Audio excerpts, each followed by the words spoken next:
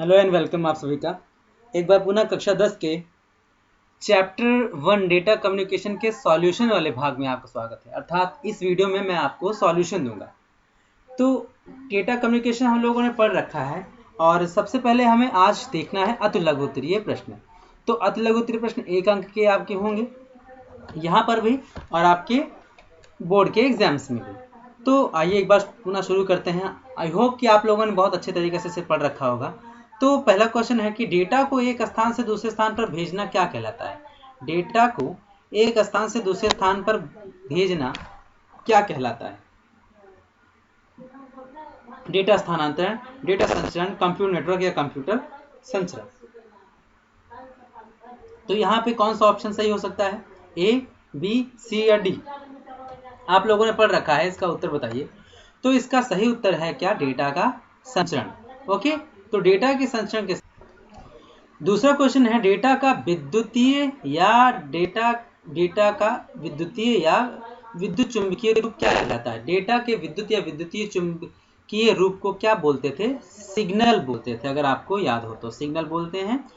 तो अगला है किसी संचार माध्यम द्वारा सिग्नलों का आगे बढ़ना, सिग्नलों को क्या करना, आगे बढ़ना। ये तो आपका सिग्नल फॉर्म हो गया डिजिटल फॉर्म में।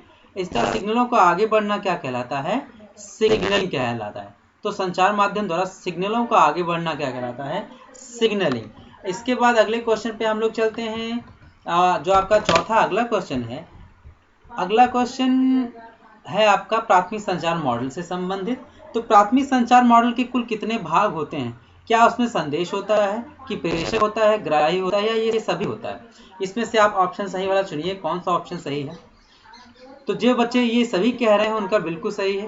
क्यों, क्योंकि आइए एक बार हम लोग डायग्राम की ओर देखते हैं। यहाँ पे आपका क्या होता है, प्रेषक होता है और प्रेषक के बाद ये क्या होता है, आपका ग्राही होता है। ग्राही और प्रेषक के बीच में सूचना का क्या होता है, संचरण होता है। तो यहाँ पे है आपका संदेश और संदेश यहाँ पे आपका क्या है, संचरण माध्यम। और संचरण माध्यम में साथ में एक और चीज होती है जिसे कहते हैं प्रोटोकॉल।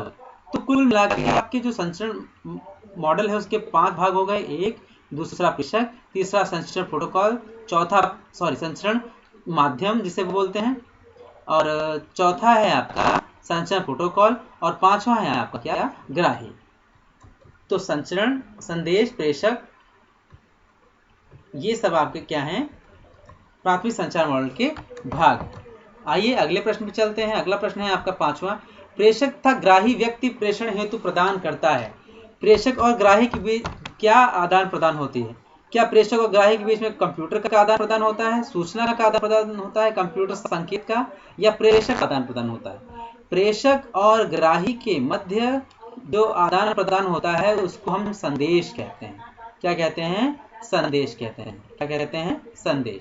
तो प्रेषक आपका सेंडर हो गया और ग्राही क्या हो गया, आपका रिसीवर। इसके मध्य आदान प्रदान होती है क्या, सूचना। तो इसमें जो आपका सेकंड ऑप्शन है वो बिल्कुल सही है। और नेक्स्ट आपका क्वेश्चन है 6वां। वह यंत्र जिसके द्वारा संदेश भेजा जाता है। वह यंत्र जिसके द्वारा संदेश भेजा जाता है, ऐसा कौन सा यंत्र होता है। अभी कुछ देर पहले हम लोगों ने पढ़ा था क्या, प्रेषक। प्रेषक का अर्थ होता है भेजने वाला यंत्र, ऐसा यंत्र जो सूचना या डेटा को भेजने का कार्य करता है। तो आप इसमें से देख सकते हैं कौन सा ऑप्शन सही है। ऑप्शन आपका बी सही है। प्रेषक वह यंत्र होता है जिसके द्वारा संदेश भेजा जाता है। अगला क्वेश्चन है, आइए अगले क्वेश्चन पे चलते हैं। आपका 7वां क्वेश्चन है। 7वें क्वेश्चन में दिया गया है, वह माध्यम जिसके द्वारा डेटा का संचरण किया जाता है उसे क्या कहते हैं। मतलब वह माध्यम जिसके द्वारा, वो माध्यम कह सकते हैं या कह सकते हैं क्या, साधन, जिसके द्वारा डेटा का क्या होता है, आदान प्रदान। तो डेटा तो स्वयं है जिसका आदान प्रदान होना है। लोकल टॉक एक प्रोटोकॉल है, इस प्रोटोकॉल के अंतर्गत ही सूचना का आदान प्रदान होता है। और प्रोटोकॉल तो स्वयं नियमों का समूह होता है। और यहाँ पे संचरण माध्यम आपका बचता है जो आपका सही आंसर है, अर्थात संचरण माध्यम के द्वारा सूचना का आदान प्रदान होता है। आगे चलते हैं। आपका 8वां क्वेश्चन है। इसमें अभ्यास में आपको कुल 16 प्रश्न होंगे। 8वां है संचरण माध्यम कहलाता है। इसमें से क्या है जो संचरण माध्यम कहलाता है। क्या संचरण चैनल है, संचरण डिवाइस है, डिमॉड्यूलेशन है या मॉडेम है। इसमें से कौन सा ऑप्शन सही होगा। तो संचरण माध्यम के लिए संचरण चैनल का, कि संचरण डिवाइस का, कि डिमॉड्यूलेशन का या मॉडेम का यूज किया जाता है? कौन सा ऑप्शन आपका सही होगा? ऑफ कोर्स इसका आंसर पहला सही है आपका। आगे चलते हैं नेक्स्ट क्वेश्चन पे।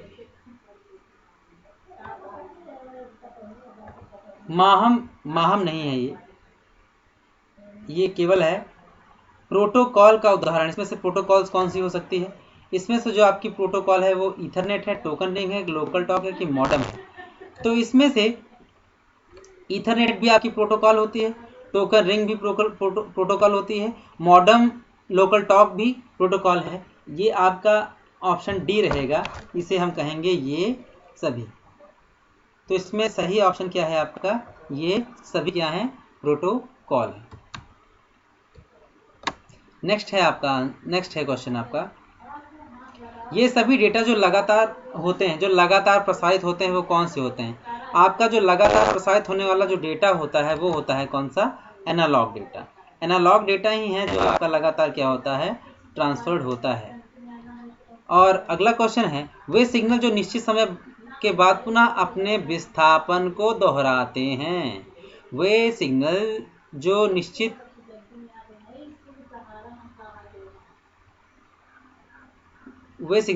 समय के बाद पुनः अपने विस्थापन को दोहराते हैं, वो कौन से सिग्नल कहलाते हैं? वो कहलाते हैं पीरियडिक, अर्थात जो अपने सिग्नल को बार बार दोहराते हैं उन्हें आवर्ती सिग्नल कहते हैं। एक क्वेश्चन आपका छूट गया था, 10वां है आपका, वे सभी डेटा जो लगातार होते हैं। अच्छा, ये बता चुके हैं, एनालॉग डेटा होता है आपका। अगला क्वेश्चन है 12वां क्वेश्चन,